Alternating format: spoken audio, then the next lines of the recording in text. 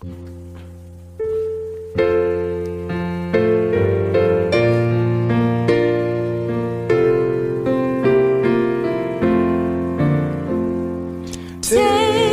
time to be holy, speak of me thy Lord, abide in him always, and feed on his word. Make friends of God's children, help those who are weak, forgetting in nothing his blessings to see. Welcome. We are now exploring the third kingdom. But before that, allow me to conclude on the few points that we left when we were discussing the second kingdom. In Daniel chapter 2 verse 32, the image that we saw there, it had the breasts and the two arms of the same element. What is that element? Silver. Two arms here represent the Medes and the Persians in the same kingdom, Medo-Persia. In Daniel chapter 7 verse 5, the second beast representing Medo-Persia was raised on one side. The raised side was representing the Persians, and the lower side Medes, because Persians became more powerful through Cyrus, the nephew to Darius, who was the Median. We have dates from history that the Medo-Persia kingdom ruled from 538 to 331 BC. Alright, that is what I wanted to add on the second kingdom. Now let's do the today's business, the third kingdom. The third kingdom. In Daniel chapter 2 verse 32, Daniel chapter 2 verse 32 mentions the belly and the thigh made of brass. And jumping to verse 39, it says, and after thee shall arise another kingdom inferior to thee, and another third kingdom of brass, which shall bear rule over all the earth. Yes, this is the same, the third kingdom of brass. Is the one we want to know today. In the same book of Daniel, we go to chapter 7, we find this same kingdom in verse 6, where this kingdom is represented by the bear. What does verse 6 say? After this I beheld, and lo, another like a leopard. After this I beheld, and lo, another like a leopard, which had upon the back of it 4 wings of a fowl. The beast had also 4 heads, and dominion was given to it. Whose kingdom is this? Represented by the leopard with the 4 wings of the fowl. In Daniel chapter 8 verse 5, let's read Daniel chapter 8 verse 5.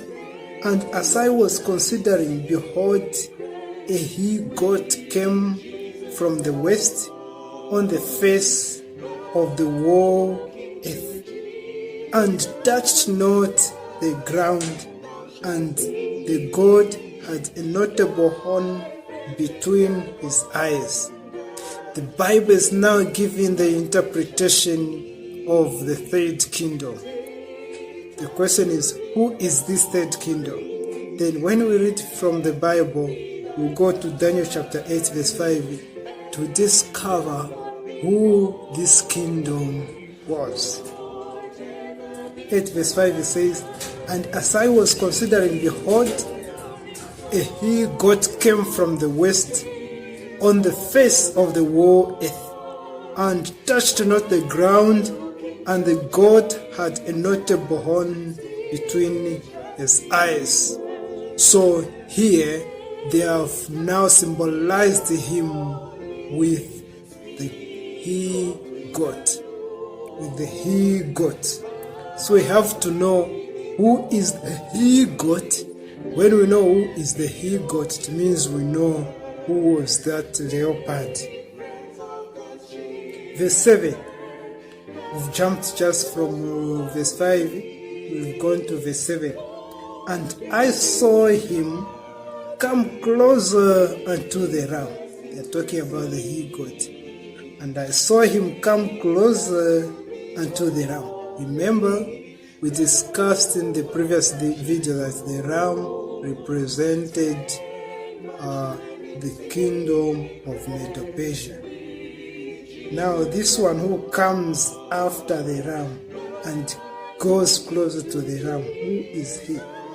"And I saw him come close unto the ram, and he was moved with choler against him, and smote the ram." We see this ram here being beaten by the he-goat. This we discussed to say is the conquest. This fight is what we found in Daniel chapter 7 verse 1 to say the wind represented the fight. "And smote the ram, and brake his two horns. And there was no power in the ram, and there was no power in the ram to stand before him. But he cast him down to the ground and stamped upon him, and there was none that could deliver the ram out of his hand. The he-goat has come and fight the ram and stamped upon him.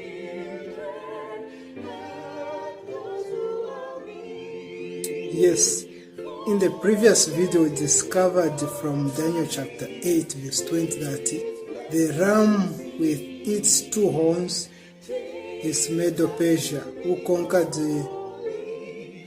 Now we want to know who conquered Medo-Persia. Coming down to verse 21, let's read verse 21. "And the rough goat is the king of Grecia," or Greece. The rough goat is the king of Greece. That's the Bible. No guesswork here. The Bible is giving details. Verse 21.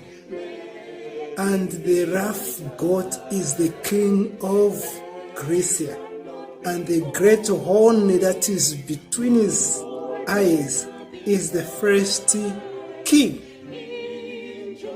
The Bible has told us the rough goat is Greece. The horn, that notable horn on the rough goat, is actually the first king of Greece. Holy, become in thy soul, each thought and each motive beneath his control, thus led by his Spirit to fountains of love, now soon shall be fitted for service above.